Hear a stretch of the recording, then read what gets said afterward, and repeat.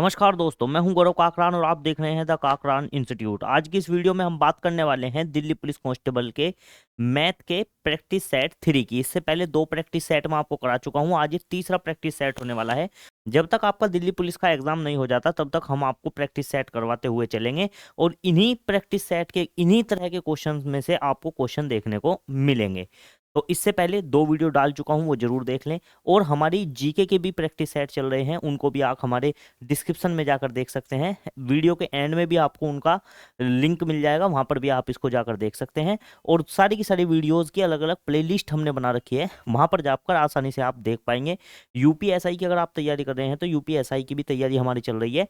Hindi special के नाम से एक प्लेलिस्ट मिलेगी, जहां पर हम आपको हिंदी का बिल्कुल बेसिक से लेकर एडवांस तक सभी चीजें करवा रहे हैं। साथ ही साथ चैप्टर पूरा होने के बाद प्रैक्टिस भी आपको करा रहे हैं क्वेश्चनों की, जिससे कि आपकी तैयारी और बेहतर हो सके। तो आप हमारे साथ जुड़िए और अपनी तैयारी को बेहतर बनाइए। बिल्कुल सबके सब चीज़ें फ्री ऑफ कॉस्ट है, कोई भी चार्ज आपसे यहाँ पर नहीं लिया जा रहा है। जैसे कि आज हमने थोड़ा सा लेवल आपका लिए बढ़ाया है, धीरे धीरे लेवल बढ़ाते चलेंगे और टॉप लेवल के क्वेश्चन भी हम यहाँ पर आपको कराएंगे, ताकि पेपर का लेवल अगर भारी भी आ जाए तो भी आप क्वेश्चन करके आएँ। अगर हम इस पहले क्वेश्चन की बात करते हैं तो देखिए, पहला क्वेश्चन क्या दे रखा है। दो संख्याओं का एचसीएफ 18 है, एलसीएम 720 है। एक संख्या 72 है तो दूसरी संख्या क्या होगी। सबसे पहले इन क्वेश्चन को आप अपने आप से करके देखें। अगर आपने प्रैक्टिस कर रखी है तो मेरे कराने से पहले वीडियो को रोककर आप खुद करके देखें। अगर आपसे हो जाए तो बहुत अच्छी बात है, अगर नहीं होता तो आप वीडियो का सॉल्यूशन देखें और फिर उसमें अपने आप को सुधार लें जहां भी आपने गलती करी थी। और जो लोग और अच्छी प्रैक्टिस में है वो क्वेश्चन को बिना देखे करने की कोशिश करें। चलिए देखते हैं। दो संख्याओं का एचसीएफ कितना है, 18, एलसीएम है 720। एक संख्या 72 है। देखिए, एक फॉर्मूला होता है कि पहली संख्या गुना दूसरी संख्या बराबर एचसीएफ गुना एलसीएम। ये फॉर्मूला बहुत सारे बच्चों ने आराम से पढ़ा होगा, लेकिन पहली बार मैं आपको लिख के दिखा रहा हूं। लेकिन आपको जिन्होंने पढ़ा है ये फॉर्मूला कभी नहीं लिखना, डायरेक्ट आपको अप्लाई करना है। पहली संख्या हमको दे रखी है, एक संख्या दे रखी है 72, दूसरी संख्या हमसे पूछी गई है। एचसीएफ हमको दे रखा है कितना, 18, और एलसीएम हमें दे रखा है 720। देखिए, जब चीजें गुना में होती हैं तो बराबर से उधर बटे में चली जाती हैं, तो दूसरी संख्या यहाँ पर रह जाएगी और ये हो जाएगा 18 गुना 720 बटे 72। देखिए, ये 72 से 72 कट जाएगा, इसकी जगह आ जाएगा 1 और ये 0 आ जाएगी जू की तू। और 18 की गुना जब इस 10 में होगी तो ये कितना हो जाएगा, 180। इधर कितना बचेगा, सेकंड। यानी कि दूसरी संख्या जो है वो कितनी है, 180 है। ऑप्शन नंबर बी जो है वो बिल्कुल सही आंसर आपका यहाँ पर रहने वाला है। जिन लोगों ने मेरे सॉल्यूशन कराने से पहले क्वेश्चन कर लिया था और उनका आंसर मेरे आंसर से मैच खा गया है, वो कमेंट में लिखेंगे विनर अपने आप को। ठीक है जी, तो ये हो गया है। अब आप डायरेक्ट किस तरीके से करेंगे, जब आप पेपर देने जाएंगे देखिए, आपको ये सारी की सारी चीजें आपको लिखने की जरूरत नहीं है, क्योंकि ये चीजें आपको समझ में आ गई होंगी कि फॉर्मूला क्या लगेगा। अब आपको पता है एचसीएफ कितना दे रखा है, 18, एलसीएम है 720। अब एक संख्या दे रखी है तो उसको लिख देंगे बटे में, दूसरी संख्या निकल जाएगी। 72 से 72 कटेगा, कितना आएगा, 10, 10 की 18 में गुना करेंगे 180, और कुछ करने की जरूरत नहीं है, डायरेक्ट आंसर हो जाएगा 180। तो आपको आपका पेपर में सबसे मेन चीज है जो आपका टाइम है, टाइम आपको बचाते हुए चलना है। दोनों तरीके बताता चलाऊंगा, बेसिक वाले बच्चों के लिए भी और जो ऑलरेडी तैयारी में है उनको कैसे हवा में उड़ाना है उनके लिए भी। अगले क्वेश्चन की अगर बात करूं तो क्या दे रखा है, ए और बी किसी काम को मिलकर 12 दिन में कर सकते हैं। ए और बी दो व्यक्ति हैं, किसी काम को कितने दिन में कर सकते हैं, 12 दिन में। पहले बेसिक वालों के लिए। बी अकेला वही काम कितने दिन में कर सकता है, बी अकेला वही काम 30 दिन में कर सकता है। ठीक है जी। काम हमें कोई दे रखा है क्या, नहीं दे रखा। सबसे पहले कोई काम मान लेंगे, काम ऐसा मानो जो 12 से भी कट जाए, 30 से भी। आप कहोगे देखो जी 60 मान लो, माना पूरा काम जो है वो कितना है, 60 है। ठीक है जी। अब आपने एक चीज पढ़ी होगी, समता बराबर होता है कार्य बटे समय। समता बराबर क्या होता है, कार्य बटे समय। अब अगर 60 कार्य करना है, ए और बी मिलकर कितने दिन में कर रहे हैं, 12 में, यानी कि समय जो है वो कितना है, 12। तो 60 को हम 12 से भाग देंगे तो 12 पंजे 60, यानी कि ए और बी की मिलाकर समता जो है वो कितनी है, 5 कार्य प्रतिदिन। ठीक है, ये ए और बी मिलकर 5 काम करते हैं एक दिन में, इन दोनों की समता आ गई। ऐसे ही इसको बी से कब भाग देंगे, 30 से इसको 60 को, तो कितना आ जाएगा, 2। यानी कि बी जो है वो अकेला एक दिन में कितना काम कर सकता है, 2। तो अब हमारे पास दो चीज निकल कर आ गई, ए और बी मिलकर तो काम कितना कर सकते हैं, 5, और ये बी अकेला कितने कितना कर सकता है, 2 कर सकता है। तो यहां से हमारे पास ए की एक दिन की समता निकल कर आ जाएगी, 2 उधर जाकर घट जाएगा, तो ए की समता कितनी आ जाएगी, 3। यानी कि ए जो है वो एक दिन में कितना कार्य करता है, 3 कार्य करता है। तो पूछा ये गया है कि अगर ए अकेला पूरे काम को करे तो कितने दिन में होगा। पूरा काम कितना है जी, पूरा काम है 60। ए की समता कितनी है, अगर समता बटे में जाएगी तो का समता बटे में जाएगी तो समय आ जाएगा यहाँ पर। तो 3 से इसको काट देंगे, 3 दूनी 6, यानी कि कितना आ जाएगा 20। तो ए अकेला इस कार्य को कितने दिन में खत्म कर देगा? 20 दिन में खत्म कर देगा। आंसर आपका इस तरीके से खत्म होने वाला है। अब वो लोग जो ऑलरेडी प्रैक्टिस में है वो क्वेश्चन को किस तरीके से करते, मैं आपको यहाँ पर साइड में समझा देता हूँ। देखिए, आपको पता है ए और बी मिलकर कितने दिन में करते हैं? 12 दिन में। वो अकेला कितने दिन में करता है? 30 दिन में। यहाँ आ जाएगा 60, 12 पंजे 60, 30 दूनी 60, 2 आ गया। 5 में से ए और बी जो है वो कितने हैं? 5 है। ये अकेला कितना है? 2। तो 5 में से 2 घटेगा, ए की समता कितनी आ जाएगी? 3। तो 60/3 डायरेक्ट काटेंगे, कितना हो जाएगा? 20। देखिए, आपको किसी को पेपर में समझाना तो होता नहीं है कि आपको बहुत अच्छे तरीके से एक्सप्लेन करके आना है, एग्जामिनर को समझाना है सॉल्यूशन किस तरीके से आया है। आपको तो बस फटाफट से आंसर देना है। तो इसलिए जितना कम लिखोगे उतनी ही ज़्यादा आपकी स्पीड और एक्यूरेसी बढ़ेगी। मैं तो इसको दिमाग में ही कर देता। देखिए, 12 पंजे 60, 5 आ गई, 30 दूनी 60, 2 आ गई, 5 में से 2 गई, कितने बचे? 3। 3 से 60 को भाग दूंगा तो कितना आ जाएगा? 20। लेकिन ये तभी हो पाता है जब आपको पूरा कॉन्सेप्ट आपके दिमाग में छपा हुआ हो, तभी आप इस तरीके से क्वेश्चन कर पाएंगे। और मैं आपको लगातार प्रैक्टिस करवाऊंगा, ये क्वेश्चन घूम घूम कर वापस आएंगे तो आपकी ये चीजें दिमाग में छप जाएंगी, अगर आप पहली बार भी वीडियो देख रहे होंगे। अगले क्वेश्चन की अगर बात करूं तो क्या क्वेश्चन है? एक व्यापारी 5 वस्तुएं 240 रुपए में खरीदता है और 8% लाभ पर बेचता है। यदि वस्तु का विक्रय मूल्य क्या है? पूछा क्या है? प्रति वस्तु का विक्रय मूल्य क्या है? लगभग में आपको आंसर देना है। यहाँ पर थोड़ी मिस प्रिंट हो गई थी इसलिए मैंने करेक्ट कर दी थी, ठीक है। 5 वस्तुएं कितने रुपए की हैं? 240 रुपए की खरीदती हैं। 240 रुपए की खरीदी, कितने की? 240 रुपए की खरीदी 5 वस्तुएं, ठीक है। 5 से इसको भाग दे देंगे तो 5 चौक 20, 5 अठे 40। एक वस्तु कितने रुपए की आ गई? 48 रुपए की। 240 की 5 है तो 5 से भाग दे दिया, कितना बचा? एक वस्तु कितने रुपए की खरीदी? 48 रुपए की खरीदी, खरीद लीजिए। अब अगर कितने का लाभ लेना है? 8% का लाभ लेना है तो प्रत्येक वस्तु का विक्रय मूल्य क्या होगा? प्रत्येक वस्तु का क्रय मूल्य कितना हो गया? 48, ठीक है। प्रत्येक वस्तु का विक्रय मूल्य निकालना है, कब निकालना है? जब 8% का लाभ हो। देखिए, 8% का लाभ कैसे लेते हैं? मैंने आपको पहले बताया कि परसेंटेज हटेगी तो बटे में 100 आएगा। अगर लाभ दे रखा है तो जोड़ के लिख दो। 100 में 8 जोड़ेंगे तो कितना हो जाएगा? 108/100। यानी कि अगर कोई वस्तु का डायरेक्ट विक्रय मूल्य निकालना है तो क्रय मूल्य में डायरेक्ट गुना कर दो, किसकी? 108/100 की। देखिए, अब इसको काटना नहीं है, बटे में 100 होगा ना तो जीरो से हमारे दशमलव लगाने में आसानी रहती है, इसलिए 48 की गुना डायरेक्ट किस में कर दो? 48 की गुना डायरेक्ट कर दो 108 में। तो पहले 40 की गुना कर लो, 0, 8 चौक 32 और 4, ये तो कर दी 40 की गुना। फिर इस 8 की गुना करो, 8 अठू 64 और 8 एकम 8, इन दोनों को जोड़ देंगे, भाग दे देंगे 100 से, ठीक है। कितना आएगा? 4, 6 और 2 8, 8 और 3 11, 5184/100। अब 2 अंक बाद दशमलव आ जाएगी, यानी कि आंसर आ जाएगा 51.84 रुपए की बेचनी पड़ेगी। इसको लगभग में हम कितना लिख सकते हैं? 52 रुपए की बेचनी पड़ेगी। लगभग में आंसर 52 आ जाएगा। ऑप्शन नंबर बी दे रखा है, बिल्कुल सही आंसर। देखिए किस तरीके से मैंने क्वेश्चन कराया। अब आप में से बहुत सारे लोग ये सोचे होंगे कि आपने तो 48 की गुना 108 में कैसे कर दी, हमें तो समझ में नहीं आई। देखिए, मैं 48 को ऐसे देखता हूँ, 40 + 8 और इसकी गुना करनी है 108 में। तो पहले 8 की कर लो या पहले 40 की कर दो, एक ही बात है। 8 की गुना करेंगे तो 8 की गुना 8 में होगी 8 अठू 64 और 8 की गुना 1 में होगी 8 एकम 8 प्लस। फिर देखिए, जब इस 40 की गुना इस 108 में करूंगा तो जीरो तो बाद में लगी जाएगी। 4 की गुना 8 में करो, 4 अठे 32, 32 जुगा तो लिख देंगे क्योंकि जीरो है, 4 एकम 4। इस तरीके से मैंने लिख दिया था। अब जोड़ने में बहुत आसानी है, तो मैंने जब इनको जोड़ा तो कितना आ गया? 5184। 100 से भाग दिया, 2 अंक बाद दशमलव लग गई, आंसर लगभग में कितना आ गया? 52 आ गया।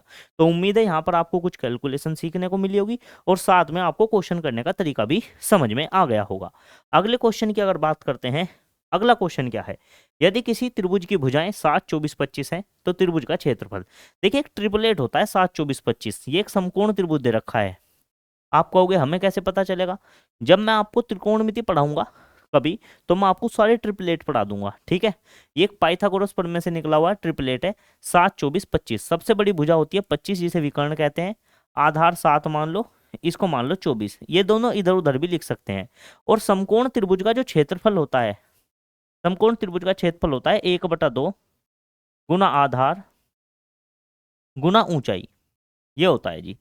तो 1/2 आधार की जगह 7 लिख देंगे, ऊंचाई की जगह कितना लिख देंगे 12, तो 24 दे रखा है 24 लिख देंगे।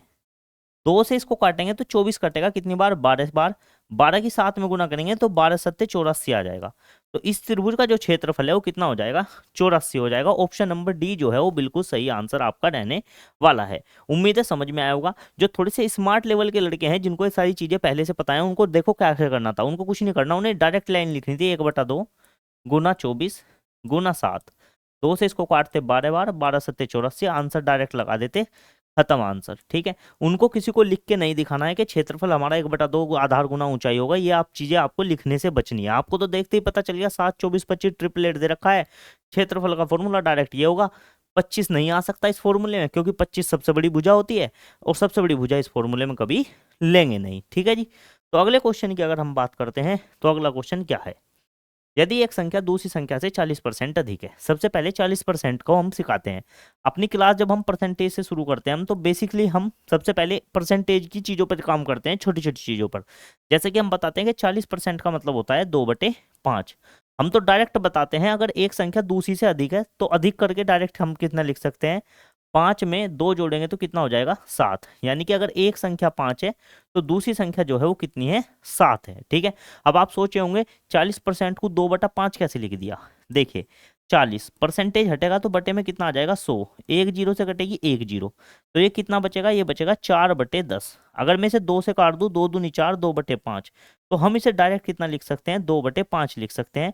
इसीलिए हम डायरेक्ट ये चीज सिखा के चलते हैं ताकि हमारे बच्चे का समय जो है वो यहाँ पर बच सके। इस चीज को, समय को बचाने के लिए हम छोटी छोटी चीजों पर पहले ही काम करके चलते हैं ताकि एग्जाम में समय का खेल है और समय पर हम काम करते हैं शुरू से लेकर अपनी क्लास में। ठीक है, अब हमें दे रखा था यदि बड़ी संख्या 70 है। अब मुझे बताओ इन दोनों में से पहली और दूसरी संख्या में से बड़ी संख्या कौन सी है, तो आप कहोगे ये है जी 7। और क्वेश्चन में किसका मान कितना दे रखा है 70। इसका मतलब मैं कह सकता हूं कि मेरे पास जो 7 यूनिट है ये किसके बराबर है, ये है जी 70 के। अगर मैं यहां से 1 यूनिट का मान निकालना चाहूं तो ये जो 7 है ये घूमकर बटे में चला जाएगा और ये इसका आंसर कितना आ जाएगा 10। तो 1 यूनिट जो है वो किसके बराबर है, 1 यूनिट है जी 10 के बराबर। कितके, 10 के बराबर। हमसे क्या पूछा गया है कि छोटी संख्या क्या होगी। छोटी संख्या कितनी है 5 यूनिट। 1 यूनिट का मान अगर 10 है तो 5 यूनिट का मान निकालेंगे तो 5 गुना 1 यूनिट के मान की गुना कर देंगे तो छोटी संख्या कितनी आ जाएगी 50 आ जाएगी। ठीक है जी, डायरेक्ट देखते ही आंसर खत्म हो जाएगा। ठीक है, ये तो था उन बच्चों के लिए जो बिल्कुल बेसिक से समझना चाहते हैं। अब जो बच्चे एडवांस लेवल पर करना चाहते हैं उनको डायरेक्ट यहां तक चीजें लिखनी थी। 40% 2/5, 2 जोड़ेंगे तो 5 से 7 हो जाएगा। ठीक है, अब देखो 7 यूनिट किसके बराबर दे रखी है 70। इसका मतलब है 7 के आगे कितने जीरो लगा रखी है असलियत में, एक जीरो। तो इस 5 के आगे भी एक जीरो लगा देंगे तो डायरेक्ट आंसर कितना आ जाता 50 आ जाता। ठीक है, इस तरीके से आप इसको कर सकते थे। इससे शॉर्टकट तरीका इसका कोई भी नहीं होने वाला है। ठीक है, और इससे शॉर्टकट तरीका अगर करेंगे तो दिमाग में करेंगे। 40% का मान होता है 2/5, इसमें 2 जोड़ेंगे 5 से 7। 7 कितना दे रखा है 70, यानी कि 1 का 10 आ गया तो ये कितना आ जाएगा 5 हो जाएगा 50 हो जाएगा। ठीक है, ये चीजें फिर आप दिमाग में करनी पड़ेंगी आपको। अगले क्वेश्चन की अगर मैं बात करूं, यदि x का मान 12 है, y का मान 8 है, तो x² माइनस वाई स्क्वायर बटे 4 का मान क्या होगा। देखिए x² माइनस के वाई स्क्वायर बटे 4। देखिए इस चीज को हम लिख सकते हैं x प्लस के y और x माइनस के y बटे में कितना आ जाएगा 4। x² माइनस वाई स्क्वायर जो होता है वो होता है x plus Y x minus Y. आपने एक फॉर्मूला पढ़ा होगा कि a² माइनस के b², तो ये होता है a प्लस बी और a माइनस बी। चाहता तो मैं डायरेक्ट भी कर सकता था, मैंने इसे थोड़ा आसान कर लिया। x² की जगह 12 का स्क्वायर करता 144, 8 की जगह 64 करता, घटाता, मेरा आंसर तब भी आ जाता। लेकिन मैंने थोड़ा सा और आसान कर दिया इसे। x प्लस वाई का मान कितना है 12 प्लस 8, 12 में 8 जोड़ेंगे तो कितना हो जाएगा 12 और 8 कितने हो जाएंगे 20। बीच में यहाँ गुना का निशान होता है। x माइनस वाई, 12 में से 8 घटा दो कितने बचेंगे 4 बटे 4।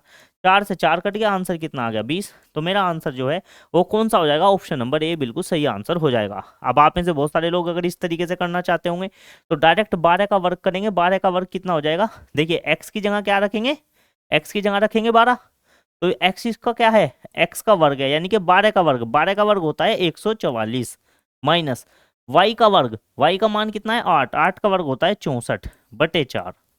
जब इसको घटाएंगे हम, देखिए 4 से 4 गया 0, ये कितना हो जाएगा 8, और बटे में कितना बचेगा 4, 4 से इसको काट देंगे, 4 दूनी 8, 0 आ जाएगी जो कि तो भी आंसर कितना आ जाएगा 20 आ जाएगा।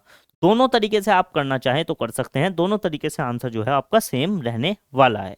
ठीक है, अगले क्वेश्चन की अगर मैं बात करता हूं, क्या दिया है, यदि एक राशि 3 वर्षों में 10% वार्षिक चक्रवर्ती ब्याज की दर पर 1331 हो जाती है तो मूलधन ज्ञात करें। चक्रवर्ती ब्याज को निकालने के कई सारे तरीके होते हैं, 3 4 4 तरीके से हम बच्चों को चक्रवर्ती ब्याज निकालना सिखाते हैं, लेकिन ये क्वेश्चन सबसे आसान किस तरीके से होगा।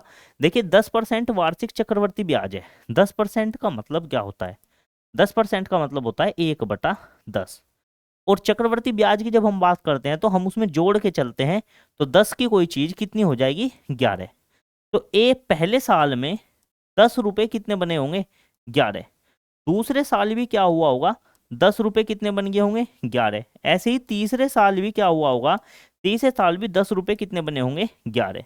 तो ये तो आपका इधर मूलधन चल रहा है, और ये आपका 10 रुपए पे 1 रुपए का ब्याज लगकर ये चल रहा है इधर आपका मिश्र धन, जिसको हम बोलते हैं अमाउंट। ठीक है जी, ये तो है इधर प्रिंसिपल, और ये इधर क्या है अमाउंट। अब 10 की 3 में गुना करेंगे तो कितना आ जाएगा 1000, और 11 की 3 बार गुना करेंगे तो कितना आ जाएगा 1331। आपको क्या दे रखा है, आपको अमाउंट दे रखा है 1331, यानी कि आपको मिश्र धन जो है वो कितना दे रखा है 1331 दे रखा है, और हमारे पास भी कितना है 1331, यानी कि हमारे हिसाब से जो 1331 आया है क्वेश्चन में भी उसका मान कितना दे रखा है 1331 ही दे रखा है। इसका मतलब एक यूनिट का मान 1 है, यानी कि जो मूलधन हमारे हिसाब से आया होगा 1000 यूनिट, वो वास्तव में भी कितना होगा, वास्तव में भी 1000 ही रहा होगा। ठीक है जी, जब हमारा 1331 इस 1331 के बराबर आ गया है बिल्कुल सही, तो इसका मतलब हमारा जो 1000 है वो भी कितना होगा 1000 ही होगा, यानी कि मूलधन कितना रहा होगा 1000 ही रहा होगा। ठीक है जी, उम्मीद है क्वेश्चन आपको समझ में आया होगा। जो बच्चे लगातार इन तरह के क्वेश्चन करके जाते हैं उनको तो डायरेक्ट देखते ही समझ में आ जाता है कि 3 साल 10% दे रखा है 1331, तो मूलधन पक्का कितना होगा 1000। उनके लिए तो ये एमसीक्यू क्वेश्चन बन जाते हैं, यानी कि देखते ही आंसर टिक। ठीक है, तो वही चीज आपको भी बिल्ड करनी है, धीरे धीरे इतनी प्रैक्टिस करनी है कि आपके लिए ये सिर्फ एमसीक्यू बन जाए। ठीक है, अगला क्वेश्चन क्या है, ए और बी की आयु का अनुपात 5:7 है। देखिए ए और बी है, इनकी आयु का अनुपात कितना दे रखा है 5:7। ठीक है, 6 वर्ष बाद, यहां से 6 वर्ष के बाद उनकी आयु का अनुपात 3:4 हो जाता है। ए की वर्तमान आयु ज्ञात कीजिए, ये आपसे पूछा गया है। ठीक है जी, ये आपसे पूछा गया है ए की वर्तमान आयु ज्ञात कीजिए। देखो बेसिक तरीका क्या है, इसको पहले एक्स मान लो, इसको भी क्या मान लो एक्स। अब 6 साल बाद इसकी आयु कितनी हो जाएगी 5x + 6, और इसकी हो जाएगी 7x + 6, यही हो जाएगी। भाई ए की जो आयु थी वो कितनी थी 5x, 6 साल के बाद कितने हो गया इनका अनुपात 3:4, तो 6 साल के बाद इसकी उम्र हो जाएगी 5x + 6, और इसकी हो जाएगी 7x + 6, 6 साल बढ़ जाएंगे, और अनुपात कितना हो जाएगा, अनुपात हो जाएगा 3/4, ये हो जाएगा। अब इनकी क्रॉस मल्टीप्लाई हम कर देंगे, 4 की गुना 5 में करेंगे तो 4 पंजे 20x, और 6 चौक 24, 7 की गुना 3 में करेंगे 7 तिया 21x, और 6 तिया कितना हो जाएगा 18।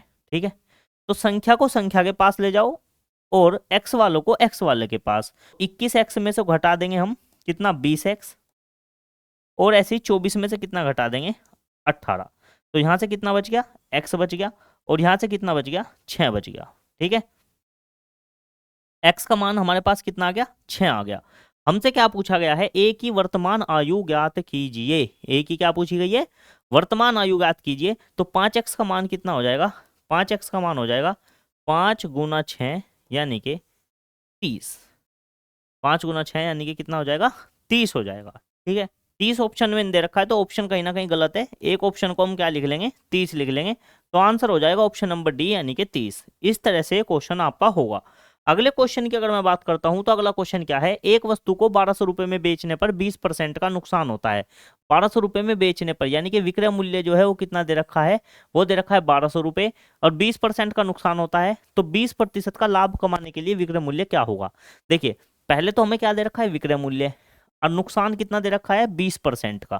ठीक है, देखिए 20% का नुकसान का मतलब क्या होता है, 20% को हम लिख सकते हैं 1/5 भी लिख सकते हैं, या ऐसे भी लिख सकते हैं 20% हटेगा तो बटे में 100, नुकसान के केस में हमें से घटाना है, 100 में से 20 गए, कितने बच गए, 80/100। यानी कि विक्रय मूल्य अगर हमें निकालना है तो क्रय मूल्य का डायरेक्ट कितना कर दो, 80/100 कर दो, तो विक्रय मूल्य आ जाएगा। और विक्रय मूल्य कितना दे रखा है हमें, 1200 दे रखा है। ठीक है, तो क्रय मूल्य कितना आ जाएगा, देखिए 1200 गुना, ये चीजें उधर जाकर उल्टी हो जाएंगी, 100 ऊपर चला जाएगा, 80 आ जाएगा नीचे।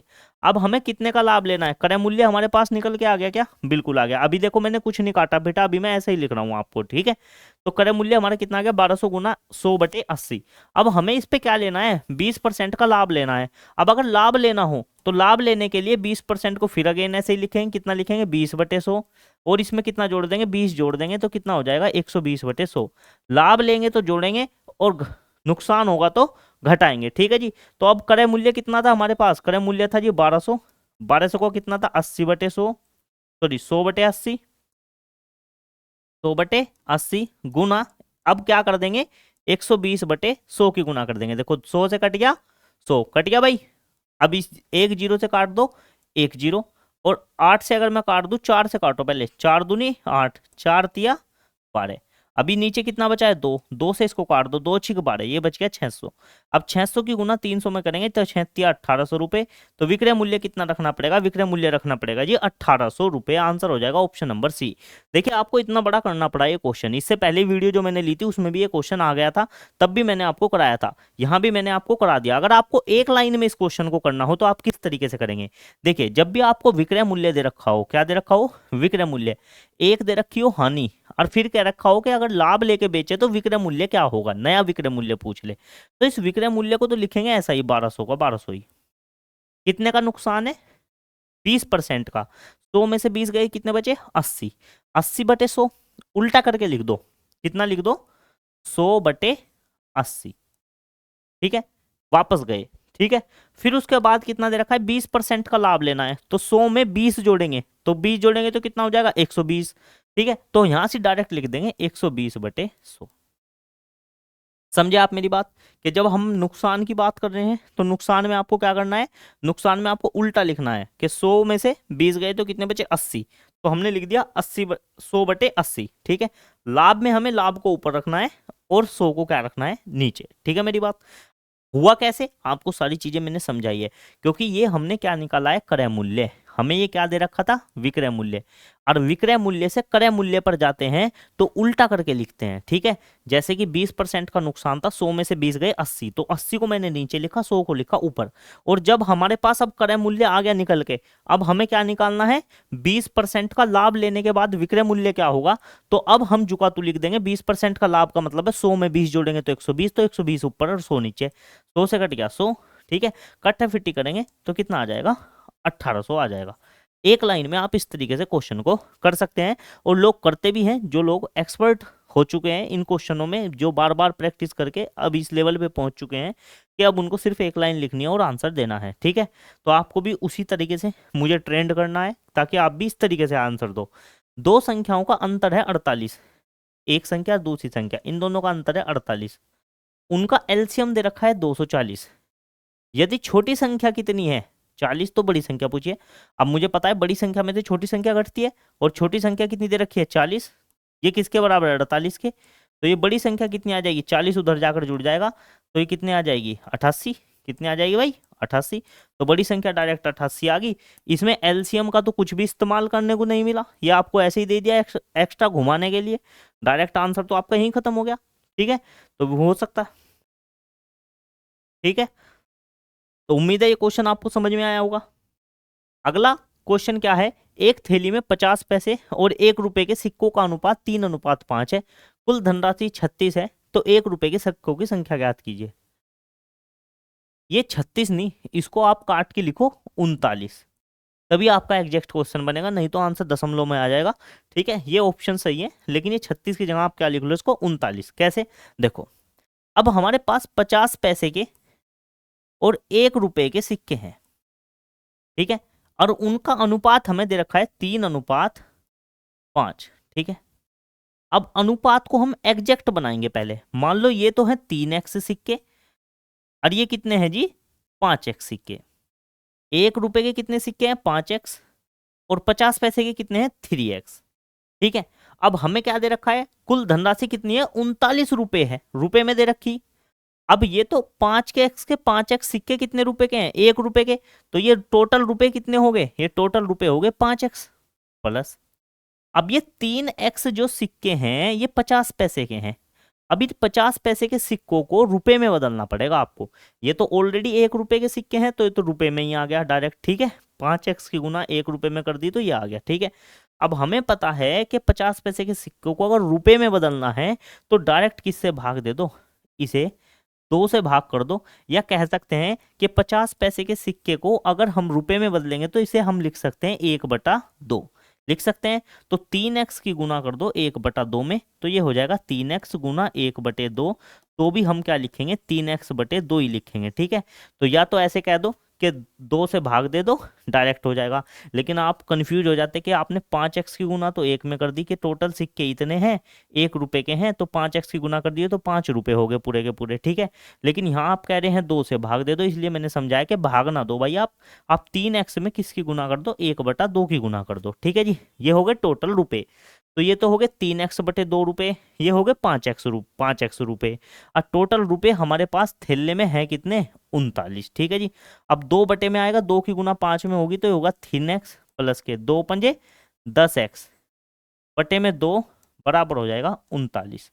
अब 10 3 में जुड़ेगा तो कितना हो जाएगा 13x/2, और ये किसके बराबर है 39 के। 2 की गुना इधर हो जाएगी तो और इधर हो जाएगा 13x, तो हो जाएगा 13x बराबर 39 गुना 2।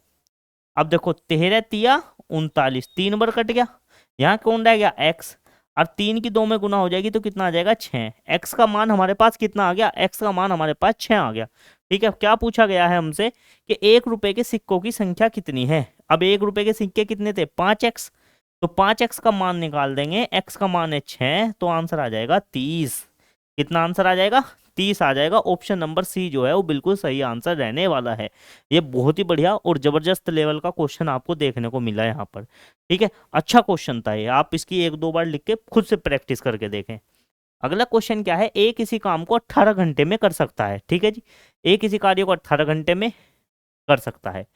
ए 18 घंटे में कर सकता है, बी 12 घंटे में कर सकता है। तो काम मान लो जो दोनों से कट जाए, 36 ले लेते हैं। 12 से कितनी बार कटेगा 12 तिया 36, और 18 से 18 दूनी 36, यानी कि ए की समता तो कितनी आ गई 2, और बी की समता जो है वो कितनी आ गई 3। ठीक है जी, टोटल काम कितना माना है, टोटल काम जो है वो कितना है जी 36। ठीक है, उसने कहा ए 6 घंटे काम करके चला गया। अब हम ये निकालेंगे ए ने 6 घंटे में कितना काम करा।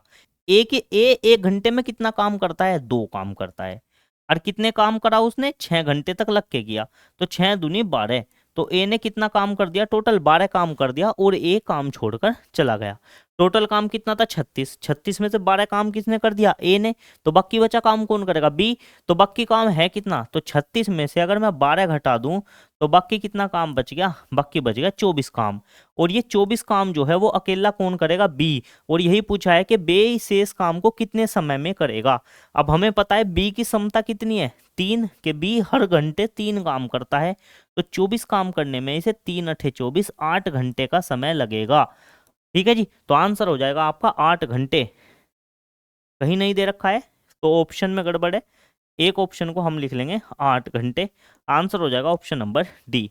अगले क्वेश्चन की अगर मैं बात करता हूं तो अगला क्वेश्चन क्या है, एक आदमी 120 किलोमीटर की दूरी पहले 40 किलोमीटर प्रति घंटा फिर 60 किलोमीटर प्रति घंटा की गति से तय करता है, औसत गति ज्ञात कीजिए। ये क्वेश्चन ऐसे नहीं है, ये क्वेश्चन ऐसे है कि a man cover 120 kilometre half at 40 kilometre प्रति घंटा एंड हाफ एट 60 किलोमीटर प्रति घंटा, एवरेज स्पीड पूछी है कि आधी जो है आधी 120 में से आधी जो है वो 40 किलोमीटर प्रति घंटा की चाल से जाता है और आधी दूरी 60 किलोमीटर प्रति घंटा की चाल से जाता है। औसत गति पूछी है।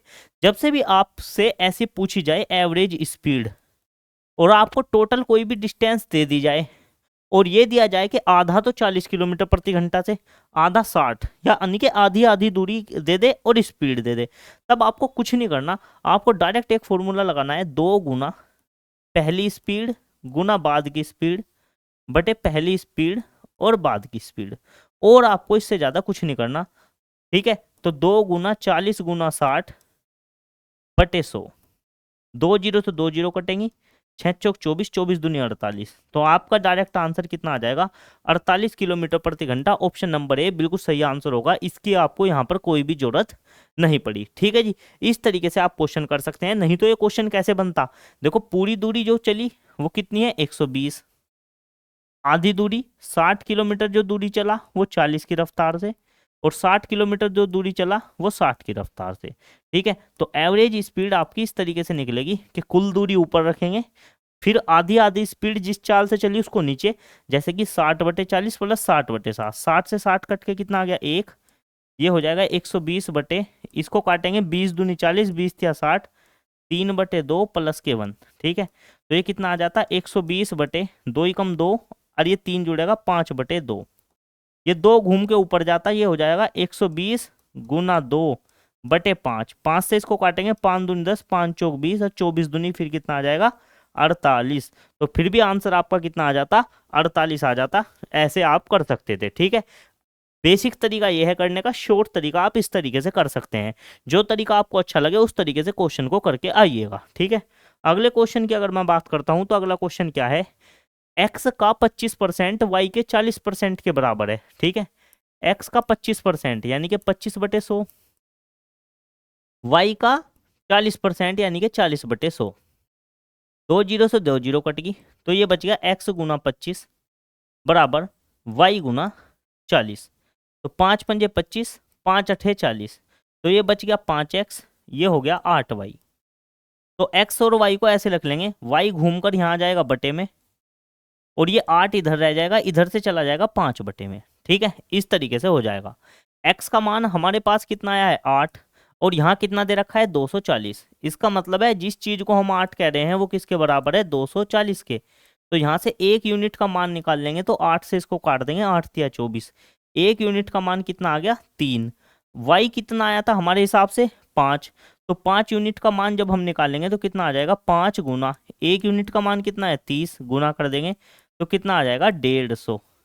तो y का जो मान है वो कितना आ जाएगा 150। ऑप्शन नंबर सी जो है वो बिल्कुल सही आंसर आपका रहने वाला है। उम्मीद है आपको आसानी से समझ में आ गया होगा। दूसरे तरीके से आप कैसे कर सकते थे, आप में से बहुत सारे लोग होंगे जो सोचेंगे इस तरीके से तो सभी हम भी कर देते, और कैसे कर सकते थे ये देखिए आप। डायरेक्ट क्या करते, क्या कि परसेंटेज से कट गया परसेंटेज, क्या बच गया x का 25 बराबर y का 40। ठीक है, x y घूम के यहाँ आ गया, और ये 40 और ये 25 चला गया यहाँ। ठीक है जी, अब जाओ तो काट सकते थे, 5 पंजे 25, 5 अठे 40, आगे की चीजें बिल्कुल जो कि तू लिख रखी है, तो यहाँ पर आप 1-2 स्टेप बचा के चल सकते हो। ठीक है, डायरेक्ट यहाँ भी कर सकते हो कि 8 का मान कितना दे रखा है हमें 240, तो 8 तिया 24, 1 का मान कितना आ गया 30, 30 की डायरेक्ट इसमें गुना कर दो, 5 तिया 15, तो आंसर देखो बिल्कुल इतने से में आपका खत्म होने वाला है। मेन फर्क है आप लिखते कितना है। ठीक है, यही आपका मैटर करती है क्वेश्चन में आप कितना समय लेकर जाएंगे। लास्ट क्वेश्चन आज की क्लास का है, क्या है ए बी से 50% अधिक है। पहले तो 50% अधिक का मतलब देख लो, 50% का मतलब होता है 1/2, और बात अगर अधिक की हो रही है तो ऊपर वाली संख्या में जोड़ देंगे, यानी कि 1 अगर 2 है तो दूसरा है 3। ठीक है, क्या दे रखा है ए जो है बी से 50% अधिक वेतन लेता है। कौन अधिक लेता है ए, यानी कि अधिक वेतन लेने वाला ए है, और कम वेतन लेने वाला कौन है बी। ठीक है, उनका कुल वेतन कितना है 7500। अब हमें पता चल गया ए और बी जो है वो हमें दे रखे हैं 3 और 2, अगर मैं इन दोनों को जोड़ दूं तो कुल वेतन आ जाएगा 5, और क्वेश्चन में कितना दे रखा है 75,000, दोनों का जोड़ का वेतन कितना दे रखा हमें 75,000। तो यहाँ से 1 यूनिट का मान निकाल दो, 5 से इसे भाग देंगे तो कितना आएगा 5 ही कम 5 बचे 2, 5 पंजे 25, 15,000 बार कट जाएगा ये। तो 1 यूनिट का मान कितना आ गया 15,000। पूछा क्या है ए का वेतन कितना होगा। अब ए कितना है 3 यूनिट, तो डायरेक्ट क्या कर दो 3 की गुना कर दो। तो 3 यूनिट का मान कितना आ जाएगा 15,000 में 3 की गुना कर देंगे, 3 गुना 15,000 यानी कि 45,000 रुपये। ठीक है जी, तो डायरेक्ट कितना आंसर आ जाएगा 45,000 रुपये। फिर से मिस्टेक, 45,000 होना चाहिए था, 45,000। अगली बार से हम ध्यान रखेंगे कि ऑप्शन में कोई भी मिस्टेक ना हो। मैं पर्सनली चेक कर ले करूँगा जब भी हमारी नई पीपीटी बना करेगी, मैं एक बार चेक कर करूँगा ऑप्शन सही तो दे रखे हैं या नहीं। ठीक है, चलो कोई बात नहीं, फिर भी मैंने आपको सारी चीज़ें एक एक चीज़ें लिख कर बताई हैं कि किस तरीके से चीज़ें हुई हैं, और अगर ऑप्शन गलत भी था तो वो भी मैंने सही कर दिया। तो अगर आपको वीडियो अच्छी लगी है, वीडियो में दिया गया कंटेंट समझ में आया आपको, तो वीडियो को लाइक करें, दोस्तों के साथ शेयर करें। अगर आपकी कोई भी समस्या है तो कमेंट करके बताएं, हम उसको भी सुधारने की पूरी पूरी कोशिश करेंगे। तो दोस्तों अगर आप चैनल पर नए हैं, पहली बार देख रहे हैं, तो चैनल को सब्सक्राइब करके बेल आइकन दबा लें ताकि इसी तरह की वीडियोस आपके पास आती रहें। तो दोस्तों मिलते हैं अगली वीडियो में, तब तक के लिए सभी को नमस्कार, जय हिंद, जय भारत।